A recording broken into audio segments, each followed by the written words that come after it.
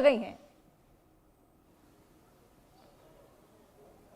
देखिए बिल्कुल रचना, इस समय जिस जगह पर हम मौजूद है ये लाइन ऑफ कंट्रोल का पूरी इलाका है। यहाँ पर कुछ जख्मी जो है लाए गए, हालांकि हम इन जख्मियों की तस्वीर नहीं दिखाएंगे लेकिन दूर से ही आपको दिखाएंगे अस्पतालों में किस तरह की हलचल है। फिलहाल 5 ऐसे जख्मियों को जो है यहाँ उरी अस्पताल लाया गया है जो कि इस पाकिस्तानी फायरिंग में घायल हुए हैं। और लगातार जो आप देख रहे हैं युद्ध विराम का उल्लंघन जिस तरह से बीते कई दिनों से हो रहा था, जो आज जब भारत की तरफ से एयर स्ट्राइक की गई जिसमें कई सारे आतंकियों के ठिकानों को जो है नष्ट किया गया, लेकिन उसके बाद जो है पाकिस्तान की तरफ से लगातार सिविलियन पॉपुलेशन को जो है टारगेट बनाया गया, जिसके चलते कई सारे लोग जो है अभी घायल हुए हैं। फिलहाल अभी उरी के अस्पताल में 5 ऐसे सिविलियंस लाए गए हैं जिसमें बच्चे और कई महिलाएं भी शामिल है और यहां से इनको जो है श्रीनगर की तरफ रेफर किया जाएगा क्योंकि इंजरी जो है काफी ज्यादा हुई है और कई सारे घरों को जो है अभी तक जो लाइन ऑफ कंट्रोल पर रहते हैं उनको नुकसान पहुंचा है, क्योंकि जिस हिसाब से फायरिंग की गई है, रिटेलिएशन किया गया है पाकिस्तान की तरफ से, खासतौर पर सिविलियन आबादी को जो है निशाना बनाया गया है। फिलहाल लगातार हम आपको अस्पताल के बाहर की तस्वीरें दिखा सकते हैं लेकिन अंदर हम तस्वीरें नहीं दिखाएंगे क्योंकि अंदर जो है हालात काफी ज्यादा तनावपूर्ण है, लोग काफी ज्यादा परेशान हैं क्योंकि तो हम लगातार ही देख रहे थे, तो क्या इसमें और ज्यादा बढ़ोतरी हो गई थी इस पूरे अटैक के बाद में?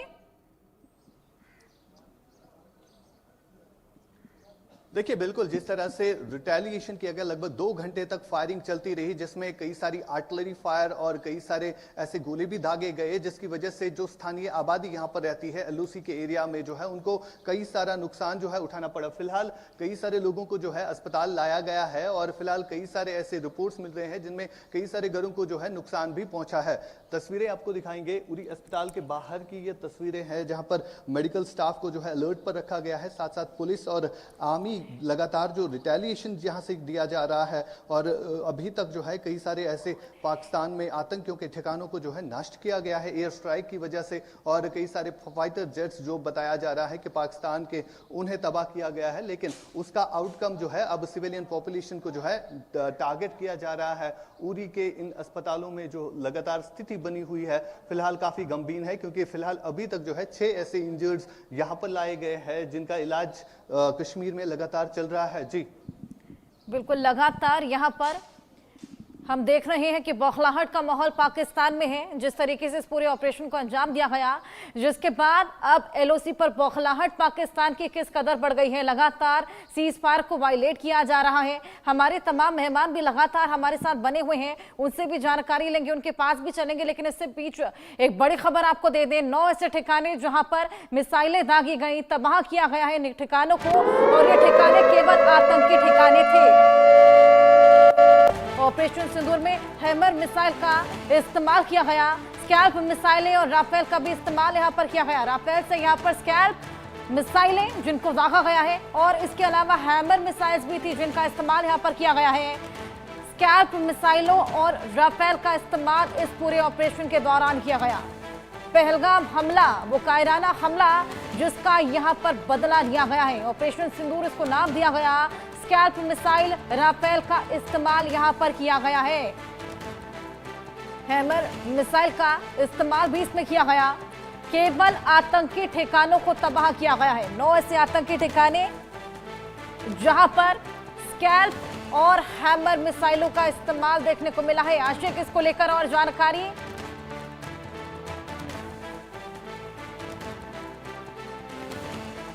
सामने आया है जहां पर आतंकियों के जो है वहां पर ट्रेनिंग दी जाती थी, आतंकियों के कैंप्स वहां पर लगे हुए थे। फिलहाल जो रफाइल की वजह से जो है उन पर स्ट्राइक किया गया है रफाइल के जरिए और फिलहाल अभी भी जो है कहीं ना कहीं तनावपूर्ण हालात पूरे पाकिस्तान में बने हुए हैं। इमरजेंसी मीटिंग जो है वो बुलाई गई है पाकिस्तान में और सबसे बड़ी बात यहां पर यह है जो रिटेलिएशन हमने देखा वो सिविलियन पॉपुलेशन जो एलओसी के इलाके पर रह रहे लोग हैं उन्होंने झेला है, लेकिन पाकिस्तान में फिलहाल 9 ऐसे आतंकी ठिकाने हैं जिनको ध्वस्त किया गया है और जो भारत की तरफ से मिलिट्री एक्शन किया गया है वो काफी ज्यादा हैवी हम कह सकते हैं और उसका आउटकम जो है फिलहाल लगातार हम देख रहे हैं क्योंकि पाकिस्तान की सेना में जो है फ्रस्ट्रेशन आई है। सरकार जो है अब सिविलियन पॉपुलेशन को टारगेट बना रही है। जिस तरह से आतंकियों के ठिकानों को ध्वस्त किया गया है, फिलहाल ये भी कहा जा रहा है कि हाफिज सईद का मदरसा जो है इसमें वो भी शामिल है जहां पर कई टाइम से जो है टेरर एक्टिविटीज जो है हो रही थी, लेकिन उस ठिकाने को भी जो है ध्वस्त किया गया है।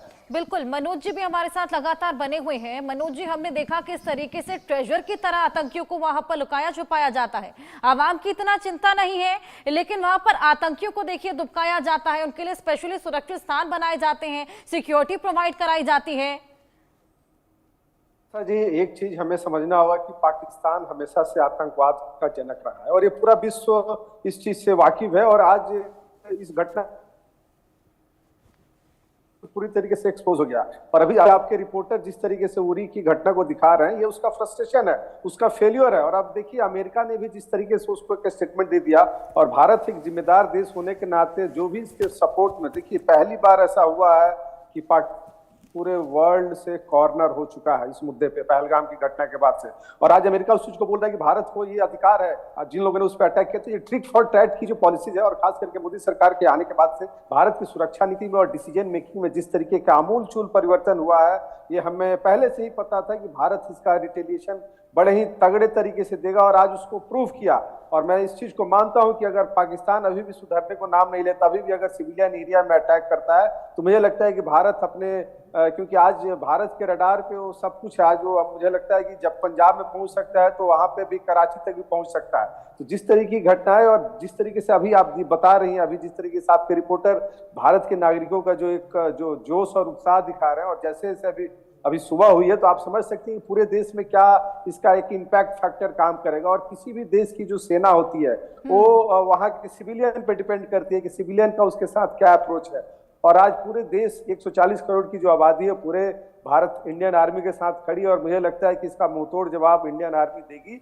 और पाकिस्तान जिस तरीके की ये घटनाएं कर रहा है, और जिस तरीके से एक तरीके से कॉर्नर हुआ है, और ये मैं आपको एक बताना चाहूंगा कि देखिए, कॉम्प्रिहेंसिव अटैक किया गया है, और अभी तक का भारत की जमीन से इस तरीके का अटैक पहले कभी नहीं किया था भारत ने। लेकिन आज जिस तरीके से बिल्कुल टारगेट, अभी आप बता रही थी कि हैमर मिसाइल और स्कैल्प, ये बिल्कुल टारगेटेड ओरिएंटेड होता है जो राफेल के द्वारा किया जाता है, कि बिल्कुल फिक्स होगा कि हमें कहां पे इसका पेनिट्रेशन करना है, और उसका आउटकम दिखेगा। और जिस तरीके की कैजुअलिटी वहां पे अभी आ रही है, आने वाले समय मुझे लगता है कि और बढ़ के आएगी। अभी तक जो रिपोर्ट दिख रहे हैं, उसमें लगभग 70 टेररिस्ट के बारे जाने की खबर आ रही है, और लगभग 55 से ज्यादा घायल है। तो मुझे लगता है ये संख्या बढ़ सकती है। और जिस तरीके से जैसे मोहम्मद के ठिकानों पे आक्रमण किया गया, उसके बाद से आपका जो हाफिज सईद का जो लश्कर तोयबा, उसका जहाँ पे ट्रेनिंग कैंप उस पे हुआ, तो मुझे लगता है कि ये एक तरीके से उनकी रीढ़ की हड्डी थी, और एक बहुत बड़ा मैसेज है पूरे विश्व के लिए कि भारत ने बिल्कुल मनोज जी, रीढ़ की हड्डी तोड़ना भी बेहद ज्यादा जरूरी हो गया था। अरविंद जी, मैं आपके पास आऊंगी। हालांकि अमेरिका ने नसीहत दे दी है कि पाकिस्तान अगर शांत बैठे तो ही बेटर रहेगा, लेकिन क्या लगता है आपको पाकिस्तान का क्या रुख रहेगा? क्योंकि पाकिस्तान कभी भी अपने हरकतों से बाज तो आने वाला नहीं है। क्या लगता है कि रिटेलिएट करेगा, क्या करेगा? रिटेलिएट तो वह डेफिनेटली करेगा, क्योंकि वहाँ के जो जितने भी सीनियर लीडरान हैं और जो आर्मी ऑफिसर्स हैं, खासकर जो आसिफ मूर हैं, उन्होंने सबने तो ये कहा है कि वो करेगा, पर ये किस तरीके से करेगा यह सोचने वाली बात है। क्योंकि भारत ने जिन अड्डों को तबाह किया है, वहाँ पे आतंकवादी पल रहे थे, और बदले में पाकिस्तान अगर रिटेलिएट करेगा तो कहाँ करेगा?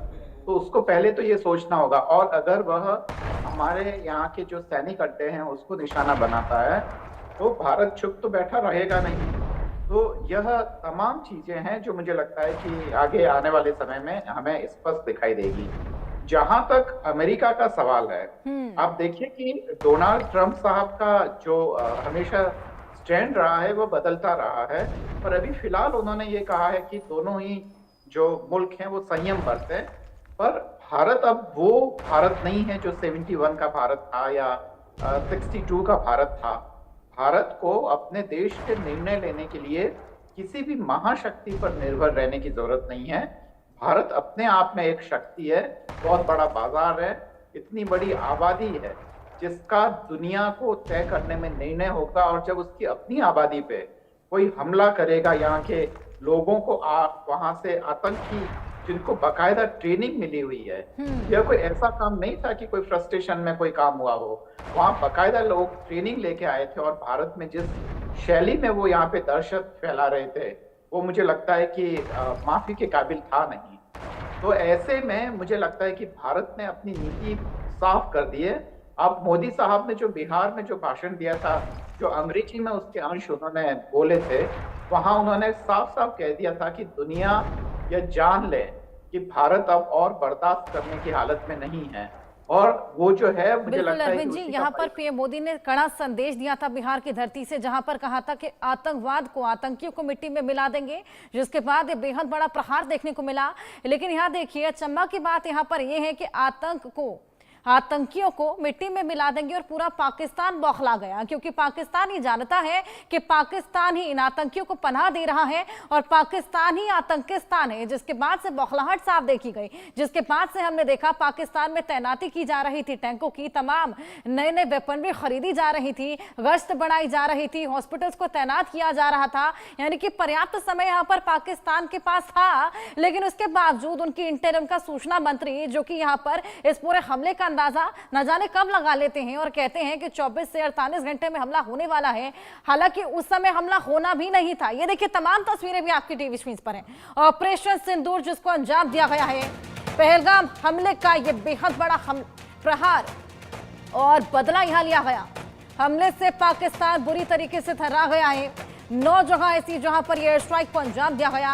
हड़कंप की स्थिति इस वक्त पाकिस्तान में बन गई है। गीदड़ भपकियां लगातार जो वहां से आ रही थी, अब उसके बाद पहलगाम का ये बदला लिया गया। आतंकी ठिकाने यहां पर तबाह किए गए हैं।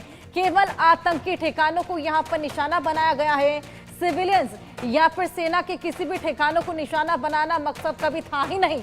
यहाँ पर केवल आतंकी जो कि लगातार आतंक बरसाते हुए नजर आए हैं, लगातार आतंकी गतिविधियों को अंजाम देते चले आए हैं, उन्हीं के ठिकानों को यहाँ पर तबाह किया गया है। जहाँ पर एयर स्ट्राइक किया गया, ये तमाम तस्वीरें। उसके बाद एक और बड़ा अपडेट आपको दे दें ऑपरेशन सिंदूर से जुड़ा, ये बेहद बड़ा अपडेट आपको दे दें। अभी और एयर स्ट्राइक कर सकता है भारत। अभी महज शुरुआत हुई है, अभी पहली एयर स्ट्राइक हुई है, अभी कुछ और आतंकी ठिकाने हैं जिस पर हमला होगा। सूत्रों के हवाले से बेहद बड़ी खबर आपको दे दें, पाकिस्तान पर अभी और भी हमले हो सकते हैं। यानी कि कहा जा सकता है कि अभी महज शुरुआत हुई है, अभी महज एक चुटकी सिंदूर जिसका यहाँ पर मजा चखाया गया है पाकिस्तान को, उसकी कीमत बताई गई है।